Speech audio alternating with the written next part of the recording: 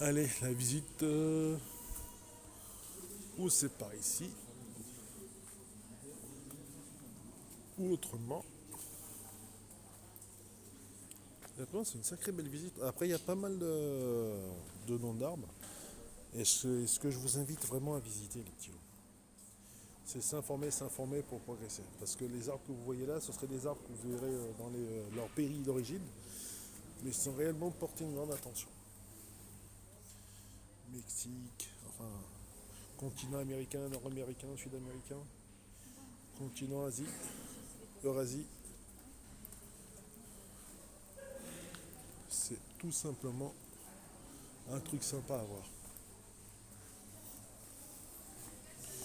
Et là, regardez, continent africain, nous avons le Kingelia africana, Afrique tropicale.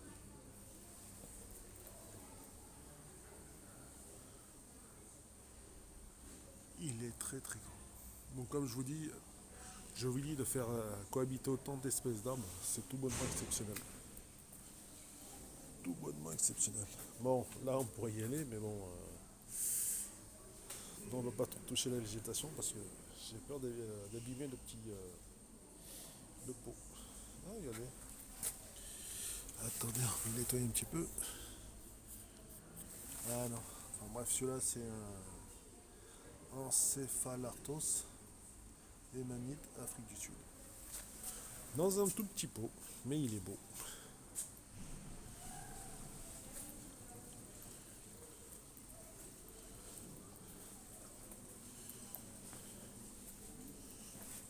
Le vétiver.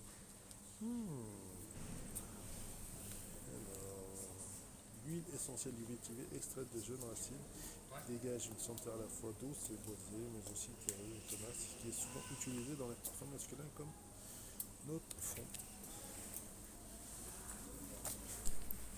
Bon, on va savoir si celui-là il marche. Alors, comment les récupérer?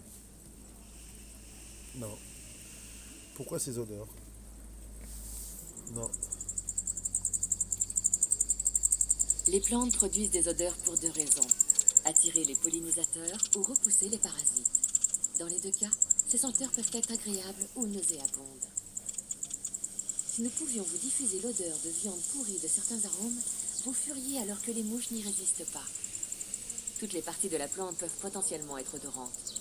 La fleur et le fruit le plus souvent, mais aussi le feuillage, l'écorce et même la sève.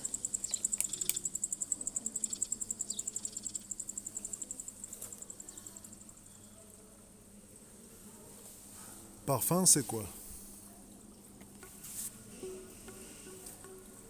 Un parfum est un mélange d'eau, d'alcool et de composés odorants. Ils peuvent être d'origine végétale ou animale. Saviez-vous que le musc est récupéré sur les chevreautats en période de reproduction? Que l'ambre gris est une concrétion intestinale du cachalot? Certains de ces composés étant rares, les parfums restaient chers. Au XIXe siècle, la chimie révolutionne la parfumerie avec des produits de synthèse issus du pétrole. De nos jours, ils représentent 98% des substances utilisées en parfumerie. Cette évolution rend les parfums plus abordables et participerait à la préservation de la faune et de la flore.